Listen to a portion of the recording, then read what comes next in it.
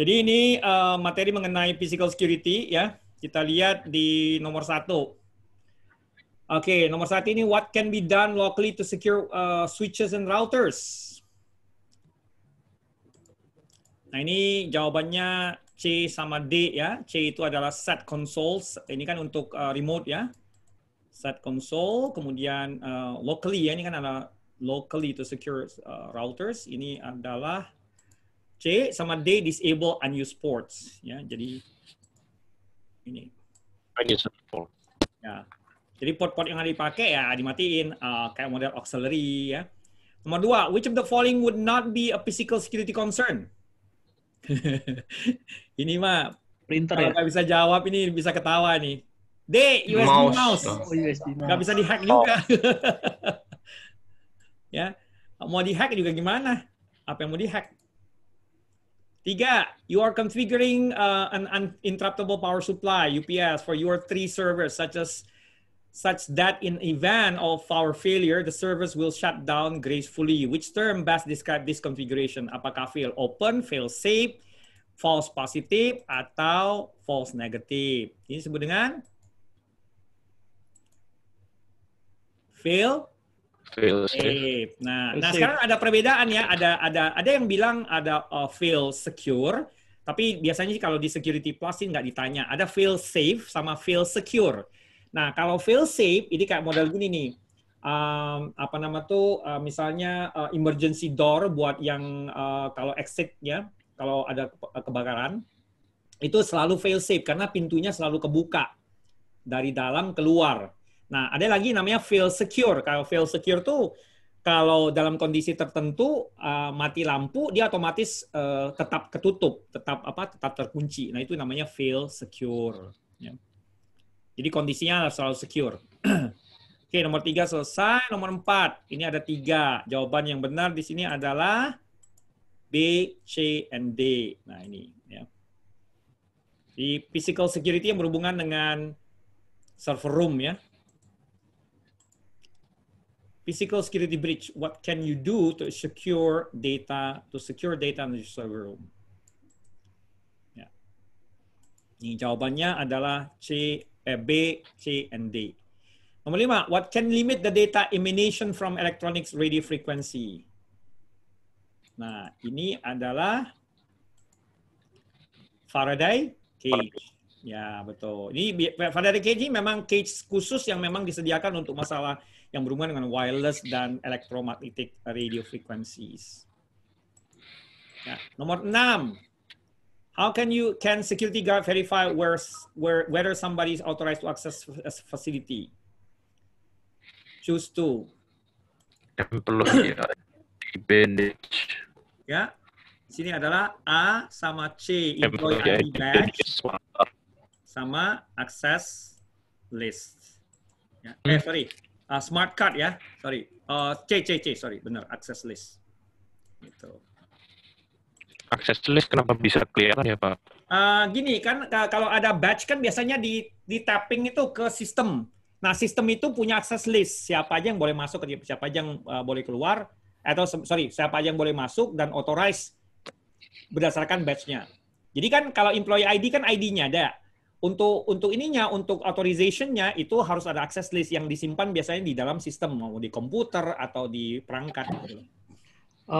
Pak Semi, kalau tadi kalau tadi saya kepikirannya adalah si employee ID badge itu kan menggunakan smart card ya, karena kan dalamnya pasti ada chip untuk ujung-ujungnya sih sebenarnya access list juga kan. Ya benar-benar sih, ya larinya access list benar. Mau dia smart card atau proximity card, intinya harus di tapping kan. Di tapping ini kan otomatis ada yang namanya authentication. Nah untuk authentication supaya bisa tahu siapa orangnya itu kan ada access list, gitu loh. Oke, berarti langsung ke sistemnya ya. Kalau smart card kan kayak tools di depannya nih. Ya, betul. Ya, misalnya di tab, terus nanti sistem di depan itu akan connect ke belakang, ke back-end server. Back-end server bilang, oh ini usernya ada nih. Namanya si ini, dia bisa akses atau enggak. Nah, itu ketahuan kan. Oke, nomor 7. 7 ini, which of the following is the first step in preventing physical security breaches? First step adalah? Pagar. Ya, betul. Perimeter fencing. Ini kayak model ini lah, firewall lah. Di physical apa di logical security.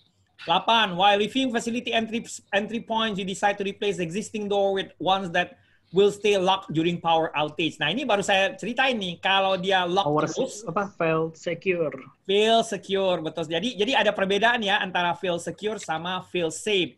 Kalau fail safe itu dia selalu kebuka kondisinya. Kalau fail secure dia akan selalu tertutup gitu. Jadi nih dia kan akan ngelock dia. Masa kebuka lucu ya? Soalnya gini, kalau kebuka kan kita matiin aja dia punya sumber power kan. Misalnya contoh, saya kan biasanya waktu di Korea itu kan saya sering dikasih apartemen ya. Jadi apartemen ini kan kalau di Korea kan udah pakai ini key yang udah pakai pin itu. Nah, kami tuh pernah nyoba-nyoba cabutin baterai ya, cabutan baterai. Emang masih tetap kekunci kondisinya. Jadi dia fail secure, nggak mungkin dia dicabutin baterai malah kebuka kan, bahaya itu. Oke, 9. What advantages do human security guard have over video surveillance system? Ya, ini human security guard. Apa nih kira-kira? Kalau sini jawabannya B sama C. Human security guard can notice abnormal circumstances. Betul. Ini kan nggak bisa nih kalau pakai video surveillance aja. Sama C, yaitu human security guard can detect smells. Nah, CCTV nggak bisa detect smells. Oke, 10. A data center IT director requires the ability to analyze physical security breaches after they have occurred. Ya nih, the ability to analyze the facility, ya. Nah, which of the following present the best solution? Ini adalah nomor 10 ya. A, motion sensor sama software sama D, system. Surveillance system. Ya. 11. Which of the following physical security access method do not normally identify who has entered secure area? Do not normally identify. Man trap sama hardware lock. Apa nih? Choose 2 ya. 11 A sama B. Man trap dan hardware locks. Oke. Okay. 12. You would like to minimize disruption to your IT infrastructure. Which of the following environmental factors should you monitor? Ya, IT infrastructure. Yang pasti ada humidity, itu nomor 1, D ya. Kalau 12 diminta 3 kan, ini jawabannya A, D, dan E. Jadi A adalah airflow, D, humidity, dan E, power. Gitu. Ya, A, D, and E. Nah, kemudian 13. Your company has moved to a new location where a server room is being built. The server room currently has a water sprinkler system in case of fire. Regarding fire expression, what should you suggest? Ya, di sini ada tambahan, purchase a smoke detection waterless fire suppression system. Ini suggestion-nya. Ya. Ini kan water sprinkler. Ya. Nah, kenapa? Karena di sini ada server room. Kalau server room dikasih yang water sprinkler, ini kan udah ada nih.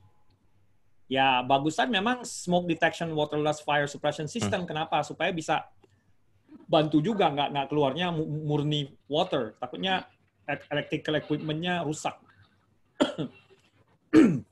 Kemudian 14, a data center administrator uses thermal imaging to identify hotspot in a large data center.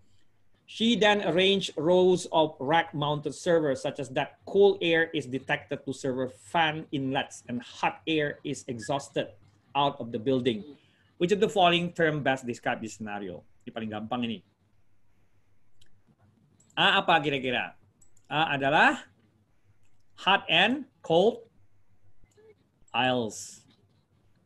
Nah, ini karena kan di sini nih. Rows of rack-mounted server so that cool air is directed to the fan, inlet and out air is exhausted out of the building ini.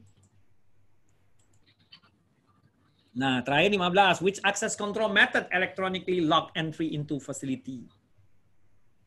Yaitu proximity card.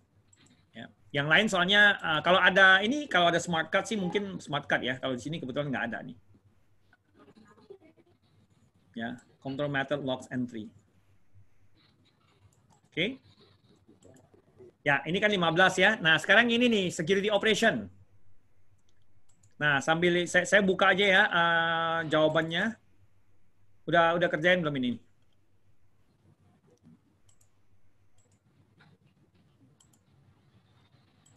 Oke.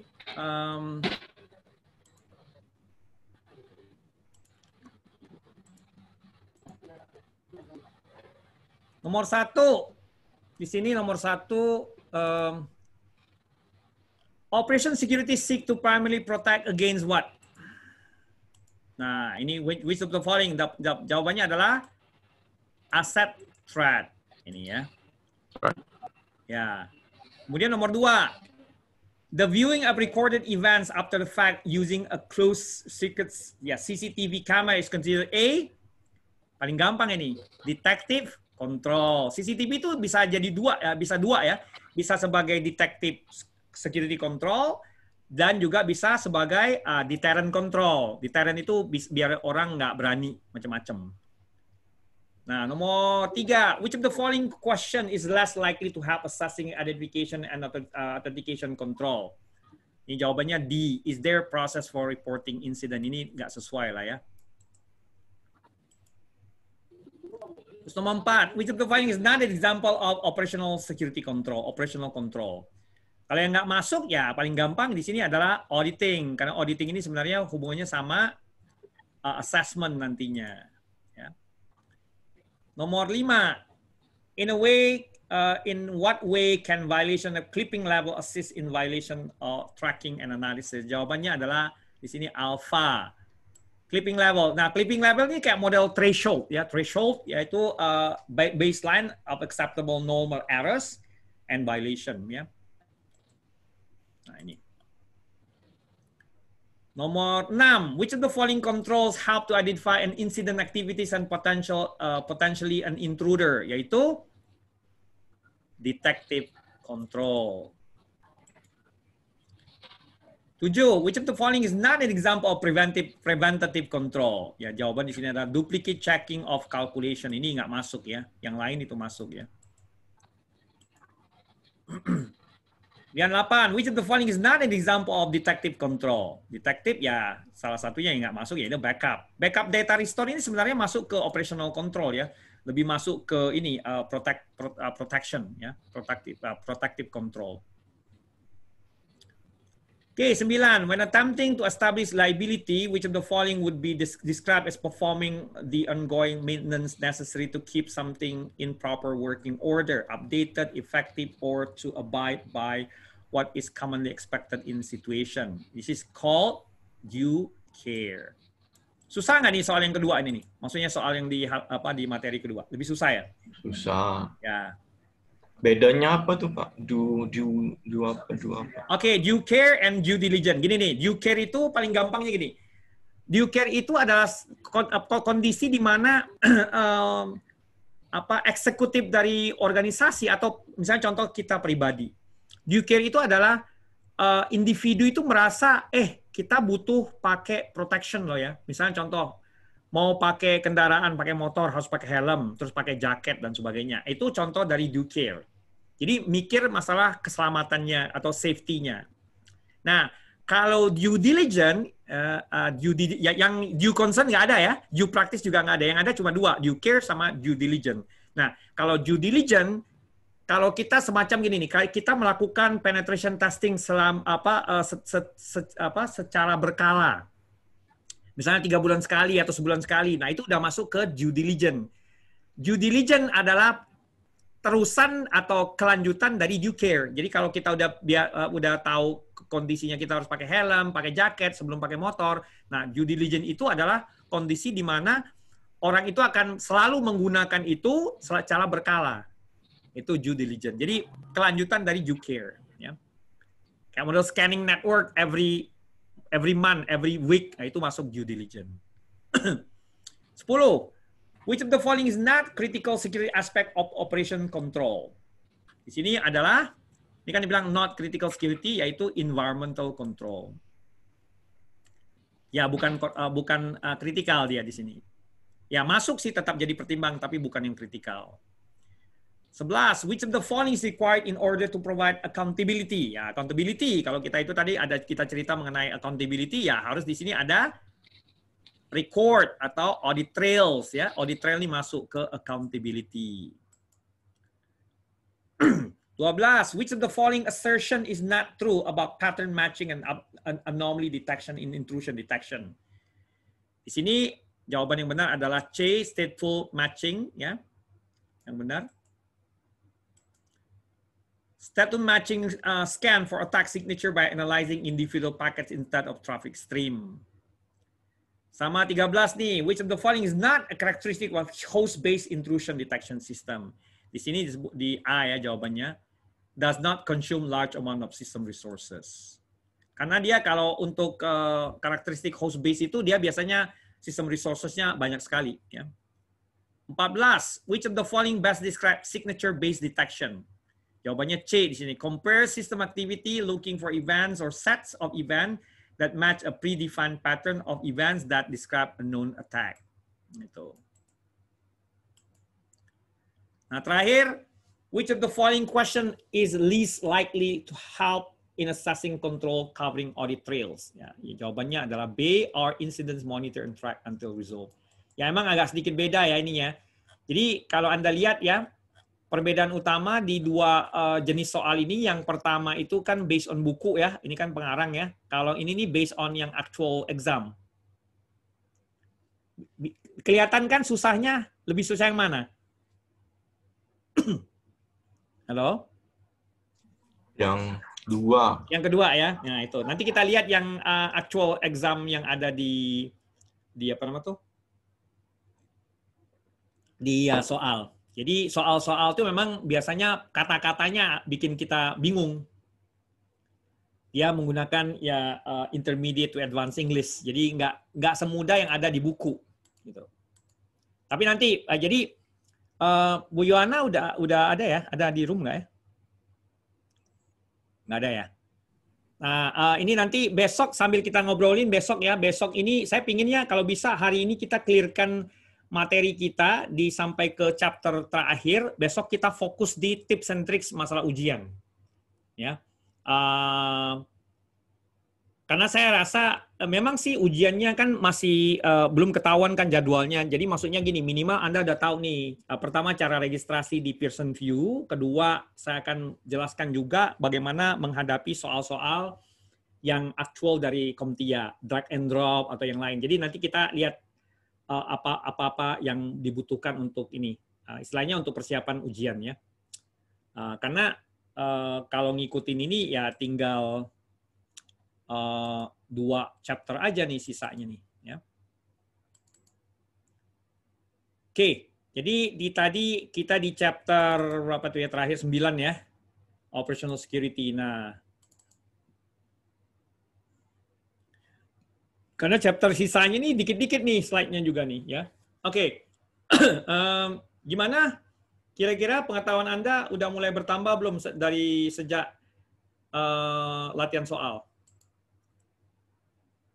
Ini yang lain pada kemana ya? Ada suara? Sambil makan Masih kali, Pak. dengar, Pak. Masih ada, Pak. Oh, masih ada ya. Tapi ya, gimana kira-kira selama beberapa 2 hari ini kita ada latihan soal, lebih paham?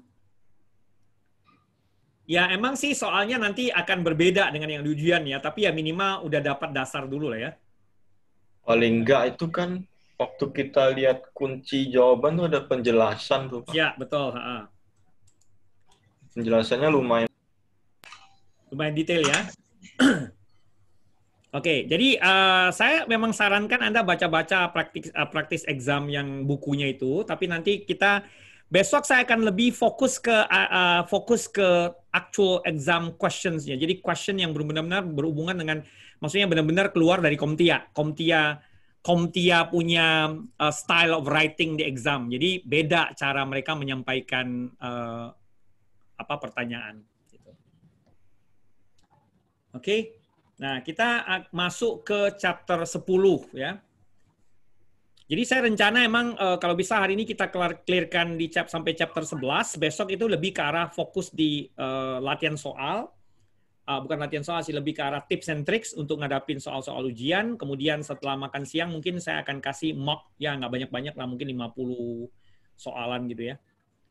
Yang minimal bisa melakukan memberikan gambaran sejauh mana ilmu yang Anda udah dapatkan. Ya. Oke, saya masuk ke chapter 10. Ini di chapter 10 ya. Nggak banyak juga ini ya. Nah, di chapter 10 ini tentang addressing security issues, di mana kita lihat ada troubleshooting common security issues, respond to security incident, kemudian investigate security incidents, ya. Mudah-mudahan ini bisa saya kasih juga contoh-contoh ya. Nah, beberapa isu yang Anda bisa lihat di sini di cover yaitu isu yang berhubungan dengan autentikasi, ya. Kemudian ada permission issue, kemudian ada access violation. Nah, ini misalnya contoh authentication issue, biasanya kita cek for configuration changes yang berhubungan dengan perubahan-perubahan ya, yang berhubungan dengan mekanisme autentikasi itu sendiri. Kemudian kita juga ngecek authentication servernya, apakah dia bisa berkomunikasi dengan baik atau tidak ya. Kemudian juga ensure user are given proper right. Jadi biasanya kita cek dia punya right-nya atau permission-nya udah benar atau tidak. Kemudian juga cek if accepted credential align with with users presented credential. Nah, kemudian ada permission issue. Permission issue ini biasanya hubungannya sama objek ya, biasanya hubungannya sama objek dan access control ya. Misalnya di sini dibilang check for configuration changes to the authorization mechanism, ensure users are in the group that provide appropriate level of access. Ensure that objects are supporting relevant permission for subject, kemudian design permission to adhere to principle of least privilege. Kemudian ada juga access control issues yang lain, yaitu access violation, di mana ini kita harus ensure users and groups do not have access to resources that they should not. Kemudian check directory structure for unknown or suspicious accounts, disable unused accounts, dan kemudian check if an accounts privilege have been elevated. Ya, kemudian ada isu yang lain seperti encryption, misalnya unencrypted credential. Ya, biasanya kita lakukan tracing dengan menggunakan protokol-protokol yang support, misalnya contoh SSH, ya, kemudian SSL dan TLS. Kemudian kita juga analisa masalah password, ya. Apakah password itu di-store di plain text atau bahkan custom application, apakah dia menjalankan enkripsi untuk data address, in transit, dan in use. Kemudian isu yang berhubungan dengan certificate, check to see if certificate is out of date, ya kita juga cek di CRL-nya, kemudian cek algoritmanya, ya kemudian juga cek if a certificate chain is installed on the server and client. Termasuk juga key management issues, ya kita bisa lihat ini step by step-nya, ya. Ensure key management program adheres to established rules for access. Ensure private keys are not stored in location accessible to attacker, and ensure keys are backup to removal media in the case of system failure. Ya. Nah, isu-isu tadi ini berhubungan dengan hal yang lain ya. Di sini juga kita bahas tentang data exfiltration. Nah, ini sebenarnya berkaitan sekali dengan yang namanya APT, Advanced Persistent Threat. Apa yang dimaksud dengan Advanced Persistent Threat? Di mana Advanced Persistent Threat ini adalah sebenarnya continuous hacking, di mana si attacker tujuan utamanya adalah mengambil data dari dalam dan kemudian dilempar keluar. Ya, makanya ada yang namanya data exfiltration, the process by which an attacker takes data stored inside a private network and moves it to the external network. Ya. Nah, victim will no longer have complete control over data. Attacker may not destroy or ransom data. They just interested in the secret. Jadi sebenarnya fokus utama data exploitation ini bukan untuk cari secretnya, lebih ke arah mengumpulkan data untuk kebutuhan tertentu. Ya. Kemudian ada troubleshooting taktik, misalnya incorporate LDP solution, encrypt all data address, maintain offsite backup, ensure system with sensitive data or access control, ya. Check if access controls are not restrictive enough, ya. Kemudian ada restrict network channels unusable for outbound traffic, kemudian disconnect archive data system from network. Ya, itu tadi data exfiltration. Nanti saya ada mudah-mudahan kita bisa jalanin exercise ya. Kemudian ini ada anomalies in event logs ya. Review logs in important part of any security assessment architecture. Ini sangat penting untuk melakukan review terhadap log karena log itu kan detektif security control dan bisa digunakan untuk melakukan analisa terhadap kejadian tertentu. Misalnya anomaly seperti multiple consecutive authentication failure, unscheduled changes ya, excessive or unexplained critical system application failure, excessive consumption, bandwidth, kemudian sequencing error, gaps in event log, dan beberapa yang lain. Ya. Nah, kemudian ada security configuration issues yang bisa kita troubleshoot juga. Contohnya access point, biasanya kita cek dari sisi enkripsinya, radiusnya, autentikasinya, kemudian segmentasinya. Kalau firewall biasanya kita lihat rules-nya dulu, lihat rules-nya inbound-nya, outbound-nya, kemudian kita lihat port yang kita block ya untuk inbound atau outbound, kemudian untuk content filtering biasanya kita ngelihat dari sisi whitelisting atau blacklisting-nya ya. Kita bandingkan dengan baseline-nya kita. Kemudian untuk IDS biasanya kita ngecek nih ya. IDS dari sisi logs-nya ya. Apakah ada abnormal activities atau malicious activities ya. Kemudian ada deviasi dari baseline. Ya, siapa? Ada yang nanya ya? Oke, nggak ada. Jadi baseline deviation. Nah, ini kan kita punya baseline nih. Misalnya contoh baseline-nya adalah misalnya apa ya baseline-nya? Misalnya contoh system resources CPU itu secara normal tuh harus maksimal 70% CPU utilization. Ternyata CPU utilization itu bisa sampai naik sampai 100%. Nah, berarti kan ada deviasi nih. Ya.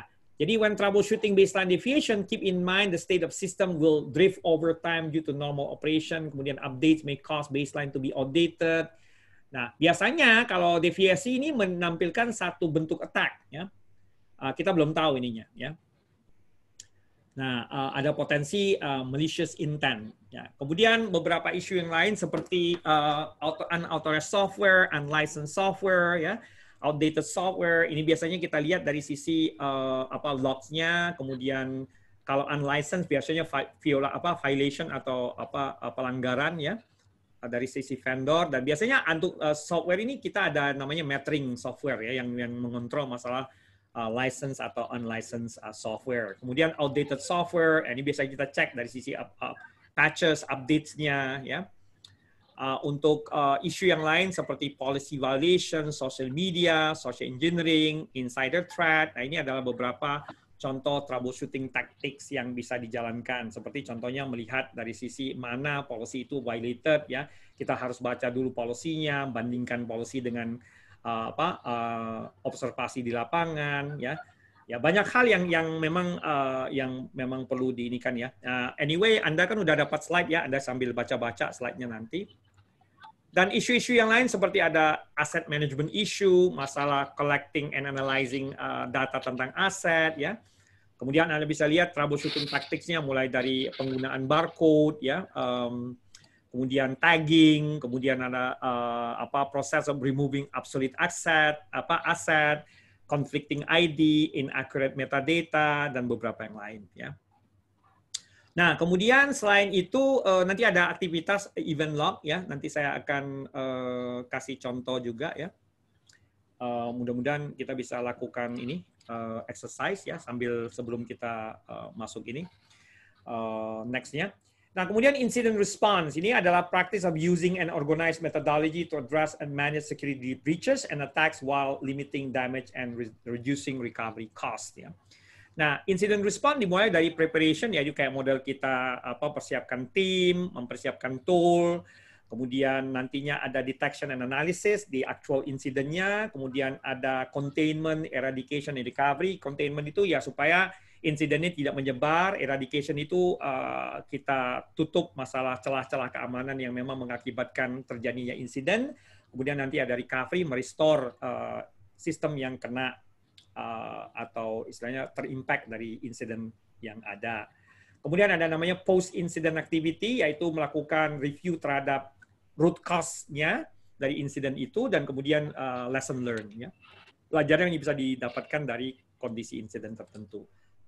Nah, ini tadi preparation, beberapa foundation seperti policy, response plan, communication plan, incident response team, document requirements, ya, dan beberapa resources yang diperlukan. Termasuk juga persiapan workstation, laptop yang nantinya digunakan untuk melakukan incident analysis, ya. Nah, di next step-nya, incident detection analysis lebih fokus ke melihat, mengidentifikasi dan melihat deviasi dari normal operation, seperti misalnya establishment of baseline, identify resources, ya, comparing deviation to established metrics, ya, selection of incident handler, communication channel, kemudian ada document detection process dan sebagainya.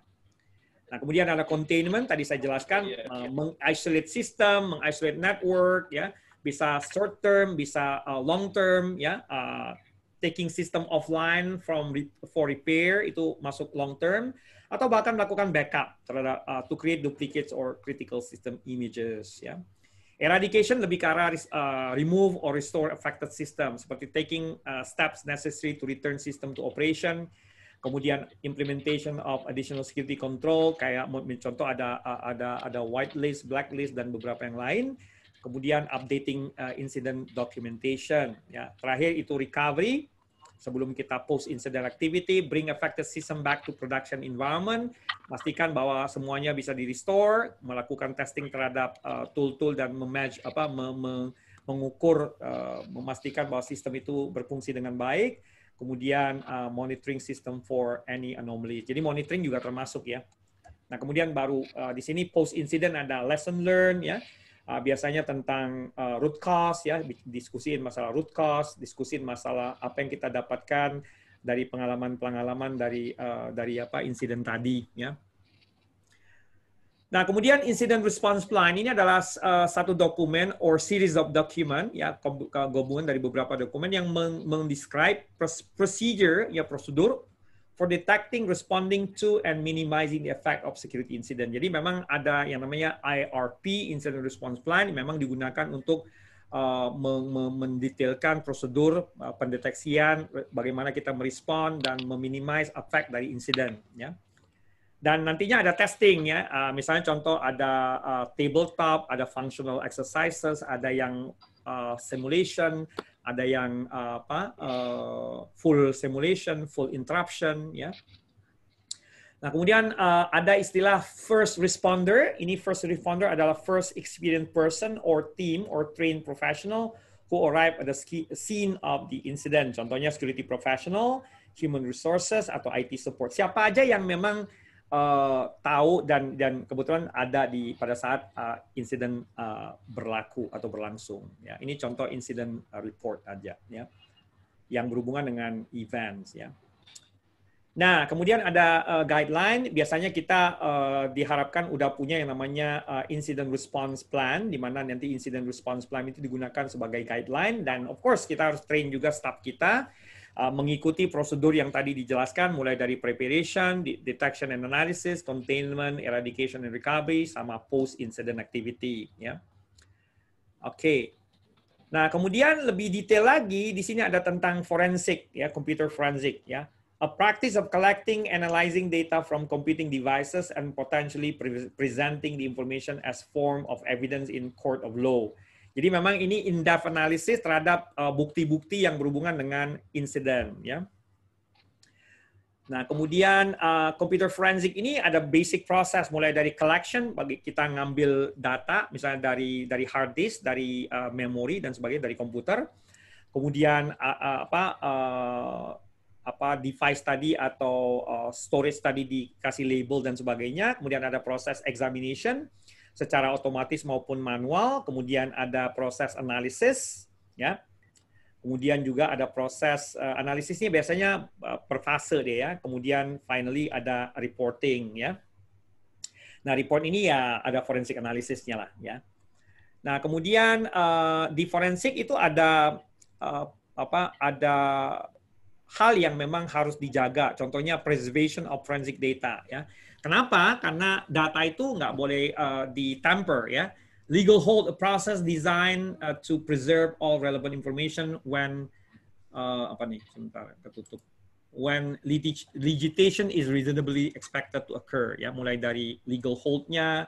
Jadi pastinya ada kebutuhan di mana kadang-kadang data itu bukan kadang-kadang ya, data itu dibutuhkan ya, di preserve, dipertahankan, jangan sampai. Jadi maksudnya contoh hard disk itu kita nggak boleh pakai melakukan forensic analysis. Hard disk asli nggak boleh dipakai. Yang boleh dipakai adalah copy dari hard disk tadi, yang bit by bit copy atau bitstream copy. Ya. Karena hard disk asli takutnya ada tamper ya, ada perubahan ya. Termasuk juga adanya audit trail. Ya. Nah, kemudian ini ada beberapa basic forensic response procedure seperti kita bikin forensic image, ya, bit by bit copy. Kemudian examine network traffic and logs. Kemudian ada record the time offset. Jadi mulai dari lognya, videonya, sampai ke recording the time of offset. Ya. Masalah kapan event itu took place. Ya. Termasuk kita ngambil hash dari storage atau media tertentu, ambil screenshot, identify weaknesses, termasuk forensic practices, ya maksudnya yang orang-orang yang terlibat, track man hours and expenses, sama gather intelligence. Ya. Nah, kemudian kita dalam forensik ini harus ngikutin namanya order of volatility, the order in which volatile data should be recovered from previous storage location and devices after security incident occur. Kayak model dari awal tuh CPU register, CPU cache, RAM, kemudian network caches, ya, virtual memory itu masuk ke nomor 2, kemudian hard disk, flash drive, baru terakhir DVD. Ini order of volatility. Paling atas tuh yang paling volatile, yang paling gampang hilang. Kalau dimatiin PC atau komputer dia akan hilang. Ya. Kalau yang paling bawah itu yang tidak gampang hilang atau menetap. Ya. Contohnya CD, DVD, hard disk ya. Nah, itu masuk yang tidak gampang hilang. Nah, kemudian ada satu dokumen yang paling penting di forensik. Ada yang namanya chain of custody. Ya, ini document atau record of evidence handling from collection to presentation in court to disposal. Ya. Dari mulai collection-nya, analysis and storage, presentation, sampai disposal. Itu di tracking semua. Masuk dalam dokumen yang namanya chain of custody. Ya.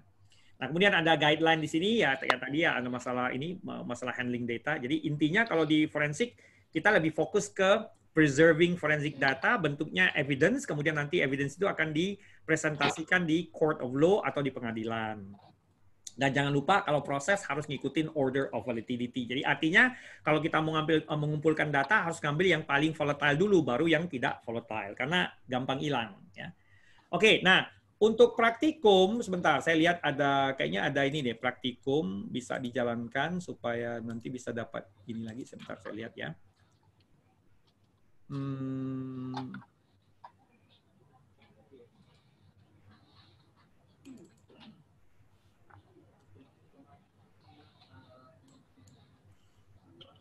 Security operations, sebentar. Ini masuk ini kan ya tadi ya, apa insidennya?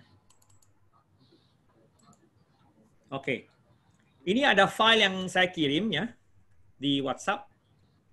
Itu nanti dicoba diimport dengan menggunakan event ya. Anda masuk aja ke computer management ya.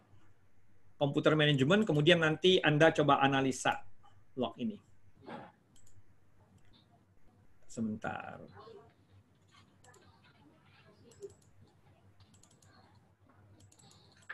Nah, Anda analisa security log ya event ya.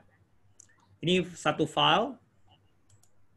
Kemudian saya juga pingin Anda sebentar ya, saya ambil itu dulu.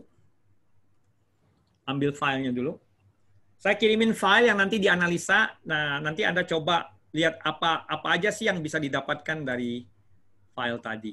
Ya, misalnya sebentar satu lagi ya. Jadi ada 2 case di sini.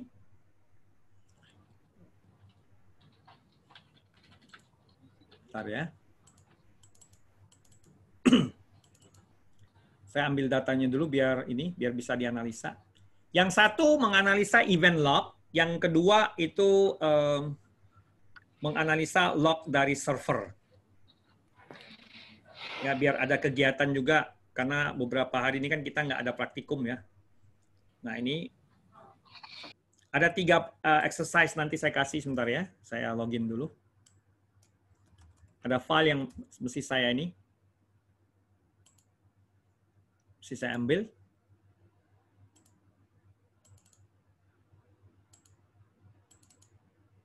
Box files. Ya, sebentar. Ini ada.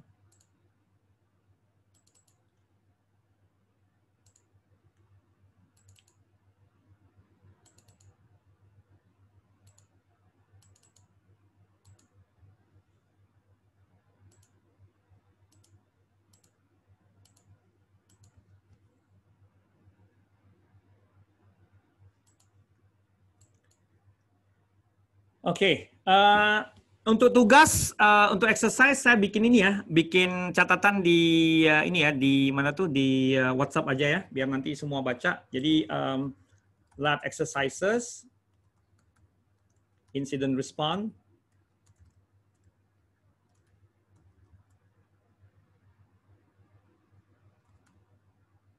Nah, 1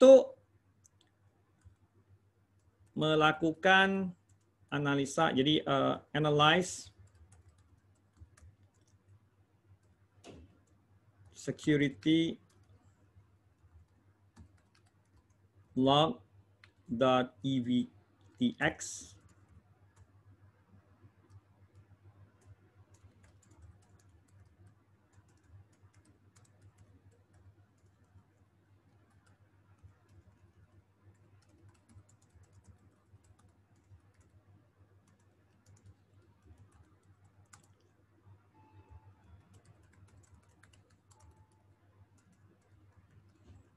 Oke.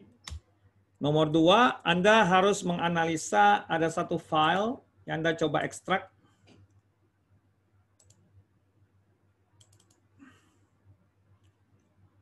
Ya, ini case-nya.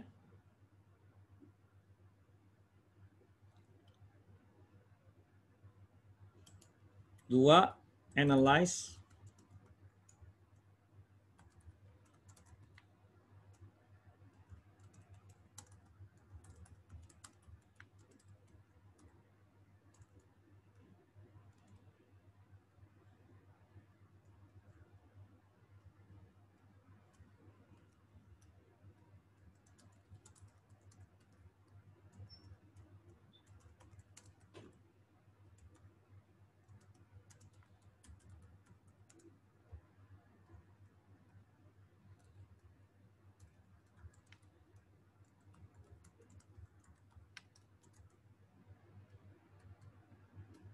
Ini harus ada tool yang diinstal ya. Nanti saya cariin toolnya sebentar.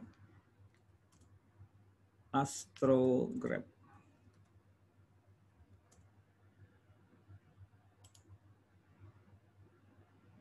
Ya, ini.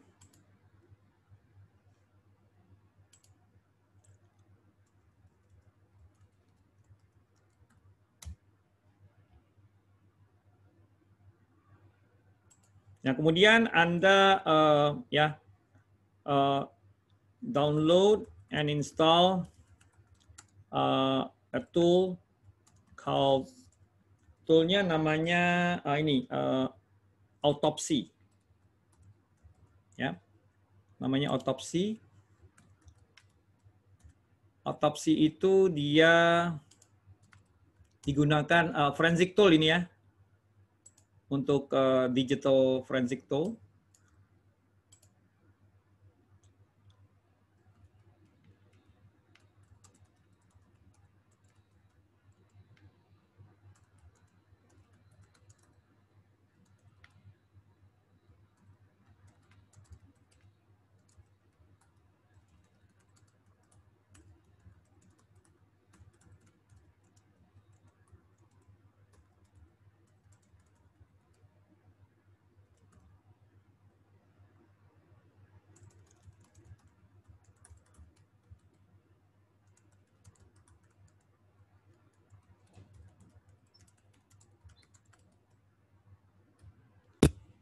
Ya, Anda bisa download toolnya sebentar, pakai Autopsy sebentar. Ini untuk buat ini called FTK. Sebentar, saya kasih linknya dulu ya.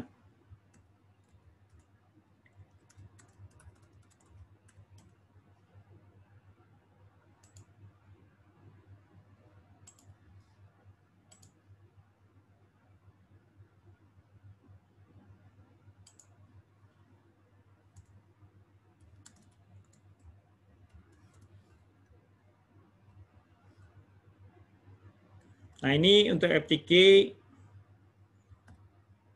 sini ya. 4, analyze the USB flash disk.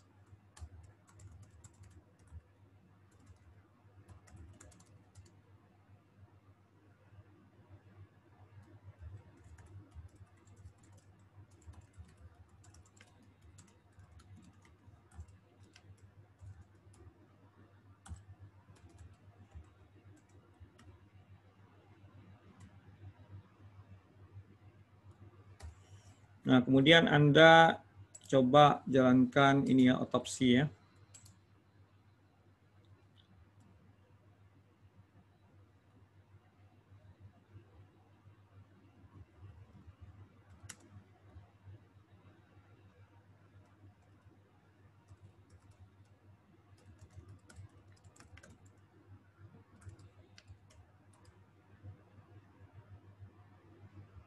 Nah, oke, ini saya copy paste aja di itu ya, di nanti saya tulis di ini aja deh.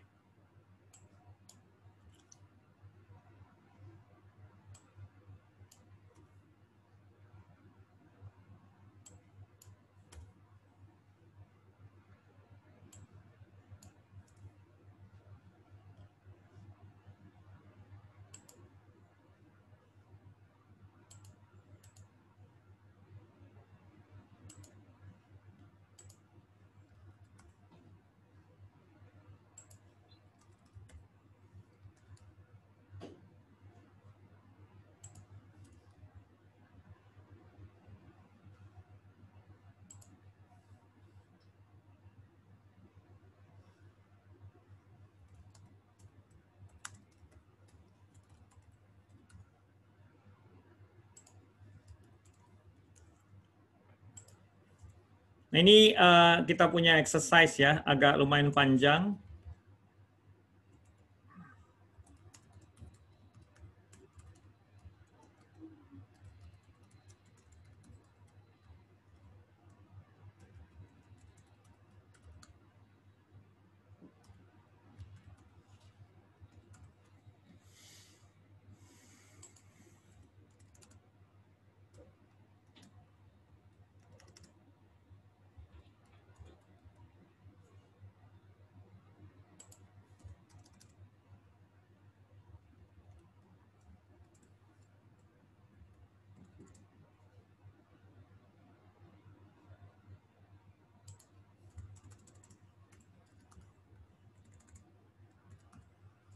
Halo?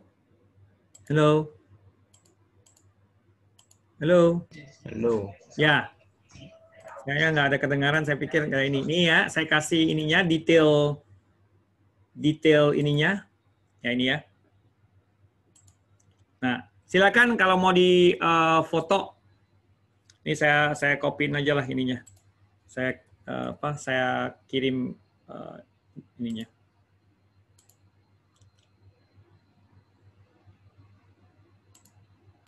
Download FTK Imager-nya mesti ngisi form, Pak. Kenapa? Mesti ngisi form. Nggak apa-apa, isi aja suka-suka, nggak apa-apa. Ya, nah ini sebentar. Saya buka ulang ya sebentar ya. Soalnya keganggu nih.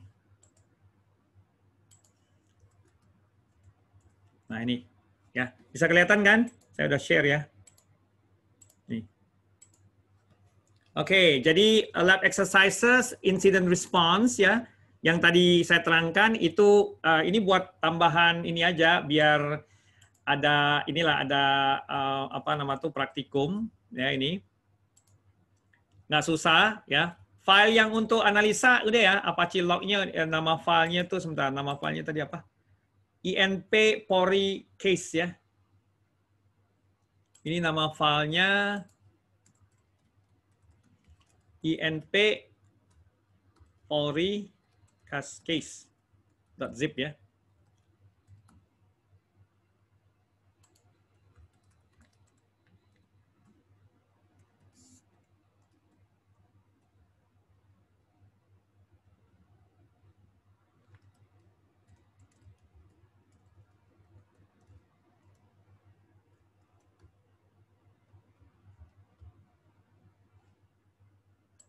Nah, ini ntar saya inikan dulu.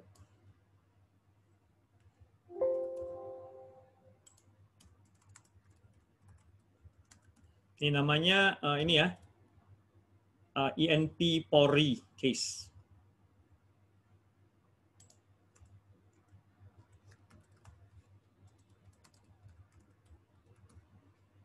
Nah, kemudian yang ini analyze for any known threat, udah jelas ya, analyze the event ya, jadi di window di event log ya, file name-nya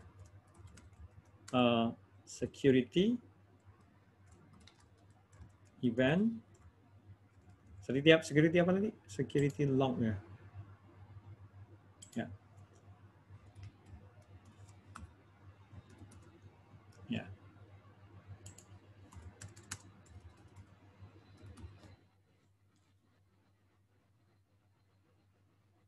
Ini kemudian nomor 3 ini download ini FTK Major Lite, ini gratisan punya. Kemudian Anda buat ini USB flash ya Pak, buat ini ya, buat image ya. Ambil aja salah satu USB flash disk Anda ya. Apa aja boleh.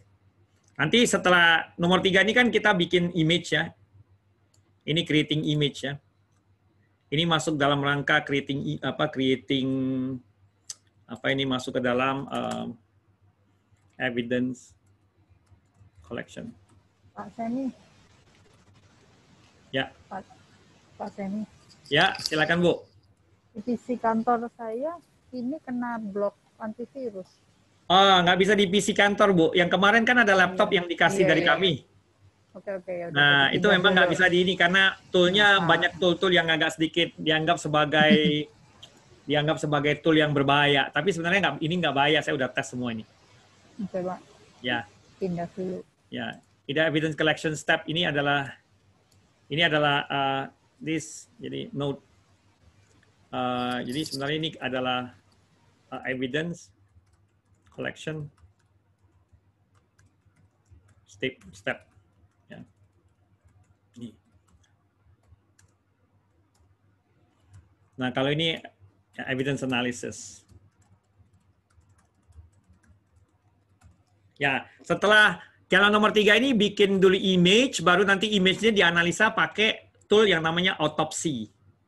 Nanti kalau bikin image-nya pakai ini ya, yang image-nya itu yang raw ya. Jadi image-nya bitstream image, kemudian ini ya. Sebentar, ini kayaknya ini kebaliknya ini ya, sebentar.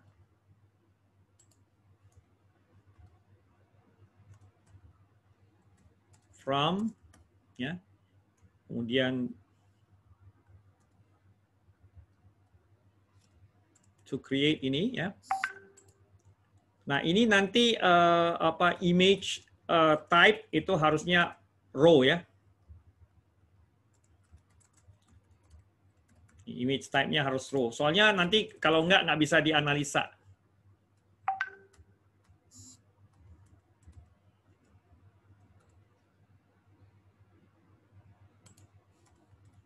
Nah, kemudian sudah dapat, nanti baru dianalisa dengan menggunakan autopsi.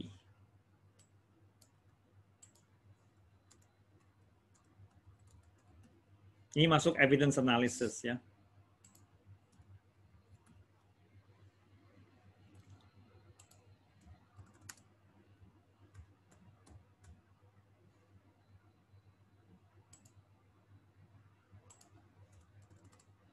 Oke.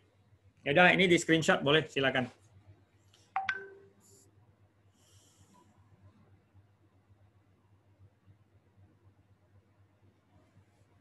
Ya, ini karena kita cuma ada satu lagi materi hari ini, tergantung ya kalau memang bisa kita selesaikan, mudah-mudahan sih bisa ya. Ntar.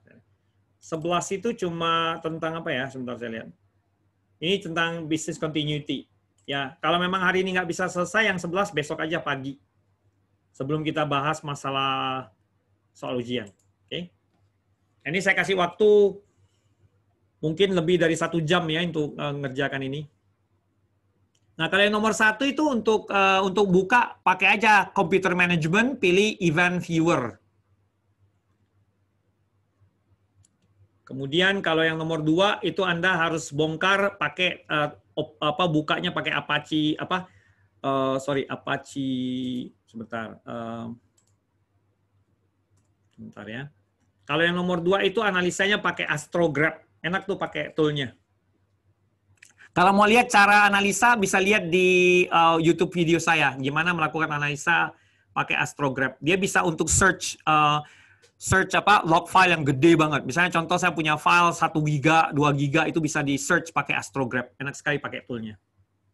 Oke, silakan. Anda punya waktu duration roughly around, kalau 1 jam kayaknya nggak cukup nih. Ya, mungkin sekitar 1,5 jam lah. 90 to 120 minutes. Ya. Biar dapat ide, nanti baru kita diskusi hasilnya seperti apa. Kalau nggak cukup waktu, besok kita diskusinya. Oke, silakan. Bu Yohana, ada pertanyaan lagi, Bu? Nggak ada, Pak. Ya, dicobain aja ininya. Soalnya ini seru nih, Bu. Soalnya ada contoh kasus. Yang nomor 2 ini contoh kasus asli tahun 2012 yang saya pernah tanganin untuk Polri. Jadi Anda bisa lihat apa sih sebenarnya attack-nya yang dijalankan di situ, bisa kelihatan dari log file.